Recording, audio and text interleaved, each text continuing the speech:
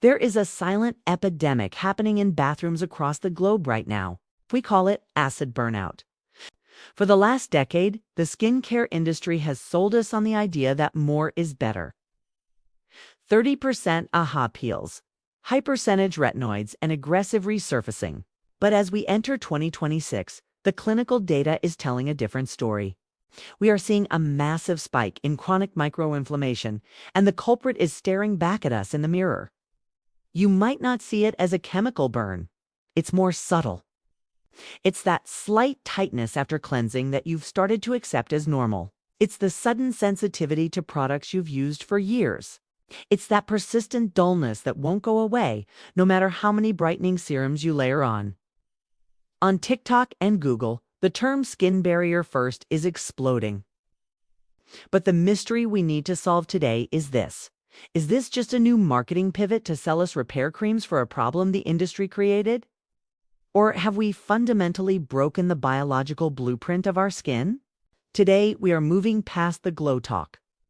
We are diving into regenerative aesthetics. We're going to look at the hard data behind why your expensive serums are likely worthless if your foundation is compromised. I am an independent researcher, not a doctor, and in this investigation, we are going to look at why 2026 is the year we stop exfoliating and start defending. My name is Alicia, and please join me. To understand skin barrier first, we have to talk about the stratum corneum. For decades, traditional cosmetics treated this as a dead layer of cells, a nuisance to be scrubbed away to reveal the fresh skin underneath. The 2026 research has completely dismantled that dogma.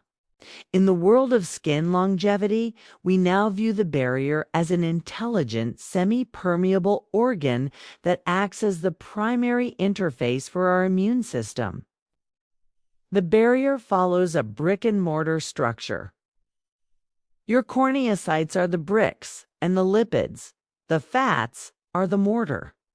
Recent data published in the Journal of Regenerative Dermatology shows that when this mortar is disrupted, we don't just lose water, we trigger a cascade known as inflammaging. This is cellular aging caused by chronic, low-grade inflammatory responses. The problem with the current skin barrier first trend is that most brands are just throwing glycerin and water into a jar and calling it a barrier cream. However, the paper trail suggests that effective barrier repair must follow the 3-2-1-1 ratio. 3 parts ceramides, 1 part cholesterol, and 1 part free fatty acids. Without this specific biomimetic ratio, a product can actually dilute your skin's natural lipid balance, making the barrier weaker over time. Furthermore, we are seeing the rise of Filaggrin-boosters. Filaggrin is a protein essential for the production of your natural moisturizing factor, NMF. If your routine or your environment is suppressing filaggrin production, no amount of heavy moisturizer will save you. You are dealing with a structural deficit, not a temporary lack of moisture. We aren't just moisturizing anymore. We are practicing regenerative aesthetics, teaching the skin to rebuild its own defense systems. Before we audit the cost-to-value ratio of the market's top barrier products, a quick disclosure: I do not accept sponsorships. No brand is paying me to tell you their cream is better than the next.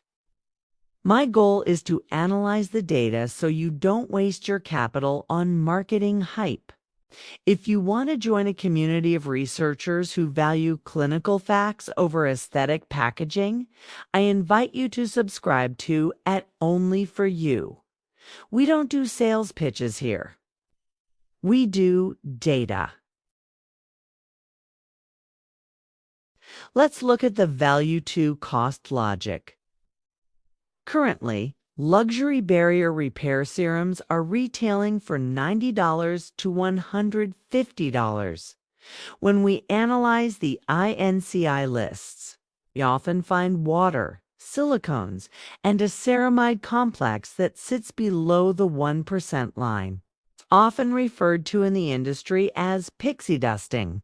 Now, let's compare this to the ultimate budget staple, Vaseline white petroleum. In clinical dermatology, pure petroleum is still the king of occlusion. It reduces TEWL transepidermal water loss by over 98%. In terms of raw protection percent, nothing beats it. However, in the context of skin longevity, Vaseline has a limitation. It is a dumb barrier. It creates a plastic crap effect. It protects, but it doesn't communicate with the skin cells to stimulate repair. The comparison: luxury barrier creams often contain fragrances and essential oils that trigger the very inflammation they claim to heal. You are paying for the skin feel, not the physiological result. The Vaseline method, excellent for acute damage, the slugging protocol. But it lacks the bioidentical lipids, ceramides, needed for long-term structural integrity. The 2026 value winner, high-density, fragrance-free pharmacy balms that utilize Ectoine and squalene. These ingredients provide the protection of petroleum, but with the signal molecules that tell the skin to start its own regenerative process. The data shows that a $15 pharmacy balm with a 3:1:1 lipid ratio outperforms a $120 prestige serum 10 out of 10 times in clinical barrier recovery tests. If you have been over-exfoliating or if you want to optimize for skin longevity, here is the 2026 Barrier First Protocol. This is how we move from fixing to regenerating. Step 1. The non-stripping cleanse. Stop using foaming cleansers that leave your skin feeling squeaky clean. That squeak is the sound of your lipid barrier being dissolved. Use a lipid-based cleansing milk. The goal is to remove debris while leaving the acid mantle pH 4.7 to 5.5 intact. Step 2. The Ectoine mist. Instead of traditional toners, look for mists containing ectoine. This is a stress protection molecule found in extremophile bacteria. It creates a hydration shell around your proteins and cell membranes, protecting them from the 2026 environmental stressors like high-energy visible HEV, light and urban pollutants. Step 3. The lipid loading. Apply your 3:1:1 ratio cream while the skin is still slightly damp. This sandwiches the moisture. If your barrier is severely compromised, use the microdosing method. Apply a very thin layer, wait 5 minutes, and apply a second thin layer.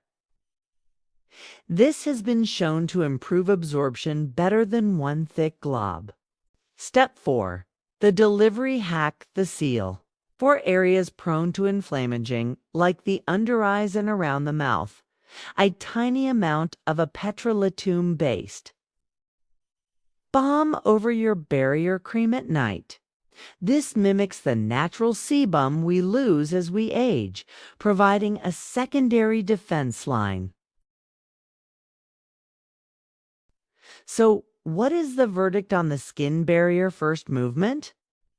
The data is clear. Our obsession with instant results and aggressive actives has led to a global baseline of sensitized skin. Skin barrier first isn't a trend. It is a necessary correction. In the era of regenerative aesthetics, we have realized that you cannot build a beautiful house on a crumbling foundation. If you are choosing between a new 15% vitamin C serum and a high-quality bioidentical barrier balm, the data suggests you should choose the balm. Why? Because an irritated, compromised barrier cannot effectively process active ingredients. You aren't anti-aging your skin. You're just irritating it. True skin longevity is about maintenance, not miracles. Stop the acid burnout. Respect your stratum corneum. And let your skin's natural regenerative systems do the work they were evolved to do. I've compiled a list of the specific 3-to-1-to-1 ratio products that passed our lab audit. All of them are under $25 and none of them are sponsored. You can find that breakdown in the Community tab. Until next time, keep researching. Thank you for watching my video, and if you like it, please like and subscribe. Comments are welcome.